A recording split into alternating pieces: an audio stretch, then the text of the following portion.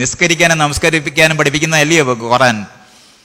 അതാണ് അത് ജനാധിപത്യം പഠിപ്പിക്കത്തില്ല എന്ന്. നിങ്ങൾ സ്വന്തം വകയിലുള്ള വേദമാണ്. ഞാൻ എന്തായാലും ഈ നാട്ടിലുള്ള സകല സാധനവും വായിച്ചിട്ടുള്ള ഒരുത്തനാ. അതുകൊണ്ട് അതിനെപ്പറ്റി ഒന്നും പറയണ്ട. ആരാധിക്കാൻ പഠിപ്പിക്കുന്നുണ്ടോ? ഒരു വരി ഈ ഖുർആനകത്തെ നാട്ടുകാർക്ക് കൊള്ളാന്ന് ഒരു വരി പറ. നമ്മുടെ ഈ മൈത്രൻ സാർ നമ്മൾ വിചാരിക്കുന്ന നിസ്സാരപ്പെട്ട ആളൊന്നുമല്ല. ഖുർആനിലെ, ഗീതയിലെ, ബൈബിളിലൊക്കെ വളരെ അവഗാഹമുള്ള വർത്തമാന കാലഘട്ടത്തിൽ കിടയിട്ടൊരു പണ്ഡിതനാണെന്ന് വേണമെങ്കിൽ പറയാൻ കഴിയും.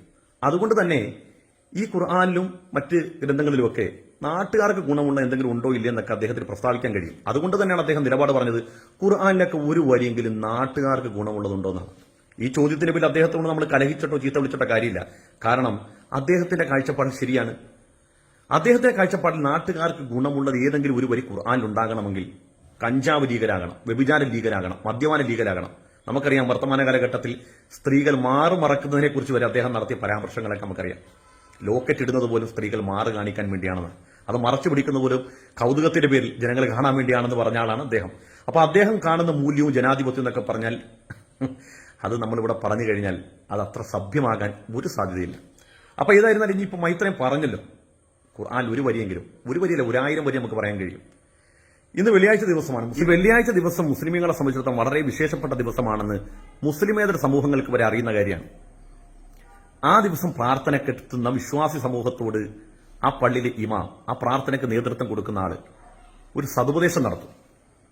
ആ സതുപദേശത്തിൽ അദ്ദേഹം വിരമിക്കുന്നത് വിശുദ്ധമായ ഖുർആനിലെ 16ാമത്തെ അധ്യായമായ സൂറത്തുൻ നഹ്ൽ, തേനീച്ച എന്ന അധ്യായം, അതിലെ 90ാമത്തെ വചനം പറഞ്ഞുകൊണ്ടാണ്. ഇന്നല്ലാഹു യഅ്മുറു ബിൽ അദ്ലി വൽ ഇഹ്സാൻ വഇതാഇ ദിൽ ഖുർബാ വയൻഹാ ഫഹ്ശാഇ വൽ മുൻകർ. നിശ്ചയമായും ദൈവം നിങ്ങളോട് നീതി ചെയ്യണമെന്നും നന്മ ചെയ്യണമെന്നും. ആരോടാണ് നീതി ചെയ്യേണ്ടത്? അത് മനുഷ്യരെന്ന് മാത്രമല്ല, ഈ പ്രപഞ്ചത്തിലുള്ള സൃഷ്ടിജാലങ്ങളോടെല്ലാം നിങ്ങൾ നീതി ചെയ്യണമെന്ന് ദൈവം കൽപ്പിച്ചിരിക്കുന്നു. അതുപോലെ തന്നെ ഗുണം ചെയ്യണമെന്നും നന്മ ചെയ്യണമെന്നും ദൈവം കൽപ്പിച്ചിരിക്കുന്നു.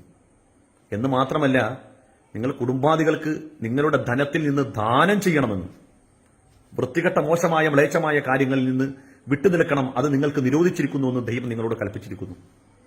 എന്റെ മൈത്രയ, ഇതിനേക്കാൾ വലിയ ഒരു സതുപദേശം വേറെ ഏതാണ്? അതേ വിശുദ്ധമായ ഖുർആൻ തന്നെ മറ്റൊരിടത്ത് പറഞ്ഞത് വലക്കത് കറംനാ ബനിയാദം, മനുഷ്യ സമൂഹത്തെ, അതിൽ ഹിന്ദു എന്നില്ല, മുസ്ലിം എന്നില്ല, മതമുള്ളവനെന്നില്ല, മതമില്ലാത്തവനില്ല, എല്ലാ മനുഷ്യരെയും ദൈവം മനുഷ്യനെന്നുള്ള നിലക്ക് ആദരിച്ചിട്ടുണ്ട്. ഈ പ്രപഞ്ചത്തിൽ മനുഷ്യേതര വിവിധ സൃഷ്ടികളുണ്ടെങ്കിലും പ്രഥമമായി മനുഷ്യനെ എടുത്തു പറഞ്ഞുകൊണ്ട് പറഞ്ഞു മനുഷ്യനെ ആദരിച്ചിരിക്കുന്നു. അപ്പൊ ദൈവം സൃഷ്ടാവ് സൃഷ്ടിയെ ആദരിച്ചു, ഏതെങ്കിലും ഒരു പ്രത്യേകമായ സൃഷ്ടിയെ ആദരിച്ചു എന്ന് വന്നാൽ സൃഷ്ടികളുടെ മേൽ ബാധ്യതയാണ് അവർ പരസ്പരം ആദരിക്കുക, അഥവാ ദൈവം ആദരിച്ചതിനേക്ക് ആദരിക്കുക എന്നുള്ളത് സൃഷ്ടിയുടെ ബാധ്യതയാണ്. അങ്ങനെ വരുമ്പം മൈത്രേയൻ ഈ നടത്തുന്ന പരാമർശത്തോട് പോലും ജനാധിപത്യപരമായി മര്യാദയോടുകൂടി അല്ലാതെ എനിക്ക് സംവദിക്കാൻ കഴിയില്ല. അങ്ങ് ഉപയോഗിക്കുന്ന വാചകവും അങ്ങയുടെ പെരുമാറ്റവും പോലെ എനിക്ക് പെരുമാറാൻ കഴിയില്ല. ഞാനൊരു വിശ്വാസിയാണ്. എന്നോട് ദൈവം പറഞ്ഞത് മൈത്രേയൻ അടക്കമുള്ള ലോകത്തുള്ള മുഴുവൻ മനുഷ്യരെ ദൈവം ആദരിച്ചു എന്നുള്ളതാണ്. ആ ആദരവ് മുൻനിർത്തിയിട്ടേ അങ്ങയോട് എനിക്ക് സംവദിക്കാൻ പോലും കഴിയുള്ളൂ. അങ്ങക്കത് പറ്റും. കാരണം അങ്ങ് ചട്ടക്കൂടില്ലാത്ത ഒരു സംവിധാനത്തിൽ ജീവിക്കുന്ന ഒരാളാണ്.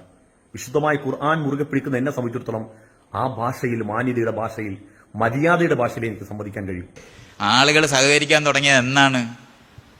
മറ്റുള്ളവരെ പിടിച്ചു കൊണ്ടുവന്ന അടിമകളാക്കിയാണ്, തട്ടായ സമൂഹം ഉണ്ടാക്കിയാണ്, ആന്തരികമായ ചങ്ങലയാക്കി ഈ വിശ്വാസ പ്രമാണങ്ങളെ മാറ്റിയാണ് ഈ കഴിഞ്ഞ 10,000 വർഷം കൊണ്ട് ആളുകളെ ഒന്നിപ്പിച്ചത്. അല്ലാതെ അയലത്തുകാരനോട് പ്രണയം തോന്നി ഒന്നിച്ച് കളഞ്ഞതല്ല.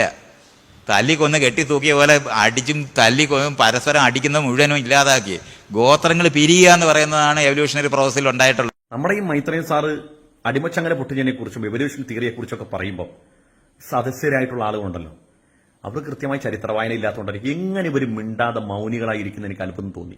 ഏതെങ്കിലും ഒരു വിവരമുള്ളവർ തന്നെ എണീറ്റിട്ട് അടിമത്തത്തെക്കുറിച്ച് പറയാൻ ഡാർവിനിസ്റ്റുകൾക്ക് എന്തെങ്കിലും അവകാശമുണ്ടോ എന്ന് ചോദിച്ചാൽ അപ്പം അവിടെ അദ്ദേഹം മൈക്ക് താഴെ വെക്കും. കാരണം ഈ ഏഷ്യക്കാരെയും ആഫ്രിക്കക്കാരെയൊക്കെ യൂറോപ്യര് അടിമകളാക്കാൻ അവർ ഉയർത്തിപ്പിടിച്ച മുദ്രാവാക്യം ഏതാണ്? സർവൈവൽ ഓഫ് ദ ഫിറ്റസ്റ്റ്, അർഹതയുള്ളത് അതിജീവിക്കും.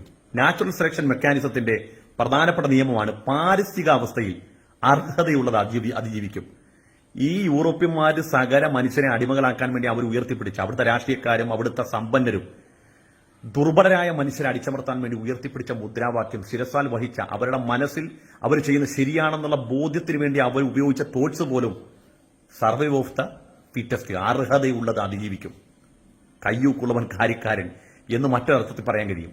ഈ മുദ്രാവാക്യം ഉയർത്തിപ്പിടിച്ചുകൊണ്ടാണ് സകല മനുഷ്യരെയും അവർ അടിമകളാക്കിയത്. ഞാനിതൊന്നും എന്റെ സ്വന്തം മക പറഞ്ഞതല്ല. ബ്രിട്ടീഷ് സൈക്കോളജിസ്റ്റും ഡാർവിനിസ്റ്റുമായിരുന്ന ബെഞ്ചമിൻ കിഡ്, അദ്ദേഹം ജനിച്ച 1858 വിട പറഞ്ഞത് 1916. AD 1894 അദ്ദേഹം പ്രസിദ്ധീകരിച്ച തന്റെ പ്രശസ്ത ഗ്രന്ഥമായ സോഷ്യൽ ഇവല്യൂഷനിൽ അദ്ദേഹം പറയുന്നത്, ശക്തരായ യൂറോപ്യന്മാർ അശക്തരായ ഏഷ്യക്കാരെയും ആഫ്രിക്കക്കാരെയും അടിമകളാക്കി ഭരിക്കുന്നത് പരിണാമശാസ്ത്രപരമായി ശരിയാണെന്നും ശക്തരായ യൂറോപ്യൻ സമൂഹം പെരുകുകയും അശക്തരായ ഏഷ്യക്കാരും ആഫ്രിക്കക്കാരും ഇല്ലാതാകുകയും ചെയ്യേണ്ടത് പരിണാമ സിദ്ധാന്ത നിയമങ്ങളുടെ ഭാഗമാണെന്നും യൂറോപ്പിലെ മതവും കലയും സംസ്കാരവും മറ്റും ലോക സംസ്കാരങ്ങളെക്കാൾ മികച്ചതാണെന്നും രേഖപ്പെടുത്തുകയുണ്ടായി. ആരാ പറഞ്ഞത്? ബ്രിട്ടീഷ് സൈക്കോളജിസ്റ്റും ഡാർവിനിസ്റ്റുമായ ബെഞ്ചമിൻ കിഡാണ് ഇത് പറഞ്ഞത്. ഞാൻ പറഞ്ഞില്ലേ, വേദത്തിനകത്തുനിന്ന് ഒരു ലൈറ്റ് ബൾബ് ഉണ്ടാക്കാൻ ഒക്കത്തില്ല. ഉപയോഗശൂന്യമാണത്, ഉപയോഗശൂന്യമാണ്. അത് 100% ഇത്രയും പറഞ്ഞ ശരിയാണ്. വേദഗ്രന്ഥങ്ങൾ നോക്കിയാൽ ബൾബ് കണ്ടുപിടിക്കാൻ പറ്റൂല, പിച്ചാത്തി കണ്ടുപിടിക്കാൻ പറ്റൂല, എന്തിനേറെ അണുബോംബ് പോലും കണ്ടുപിടിക്കാൻ കഴിയില്ല. ഓപ്പൺഹൈമർ അണുബോംബ് കണ്ടുപിടിച്ചത് വേദഗ്രന്ഥങ്ങൾ നോക്കിയിട്ടല്ലേ, ശാസ്ത്രം വെച്ചിട്ടല്ലേ, സയൻസ് വെച്ചിട്ടല്ലേ. അതുകൊണ്ട് തന്നെ ആ സയൻസ് അദ്ദേഹത്തോട് പറഞ്ഞില്ല ഇത് എവിടെ ഉപയോഗിക്കണമെന്ന്. അതുകൊണ്ട് പിൽക്കാലത്ത് ഹിരോഷിമയും നാഗസാക്കിയൊക്കെ ഉണ്ടായി. ഒരു മനുഷ്യനിൽ മതം നിലനിൽക്കുമ്പോൾ വേദഗ്രന്ഥത്തിന്റെ സ്വാധീനമാണ്. വനാ തഖ്തുലൻ നഫ്സല്ലത്തി ഹറമല്ലാഹു ഇല്ലാ ബിൽ ഹഖ്. നിങ്ങൾ കത്തി കണ്ടുപിടിച്ചേക്കാം, നിങ്ങൾ മഴ കണ്ടുപിടിച്ചേക്കാം, നിങ്ങൾ അണുബോംബ് കണ്ടുപിടിച്ചേക്കാം, പക്ഷേ അകാരണമായി മനുഷ്യരെ കൊല്ലരുതേ എന്ന ആശയം നിങ്ങളുടെ ഹൃദയത്തിൽ രൂഢമൂലമാകണമെങ്കിൽ ധാർമ്മികത പഠിപ്പിക്കുന്ന ഒരു മതവും വേദഗ്രന്ഥവും നിങ്ങളുടെ കയ്യിൽ വേണം. അതില്ലാത്തതിന്റെ ഫലമാണ് ഹിരോഷിമയും നാഗസാക്കിയും ഇന്നും കണ്ണീർ കണങ്ങളായി നമുക്ക് മുമ്പിൽ അവശേഷിക്കുന്നത്. അതുകൊണ്ട് ഇത്തരം ബോഷ്കുകാരെ നമ്മൾ ഒഴിവാക്കി വിടുക വേണ്ടത്.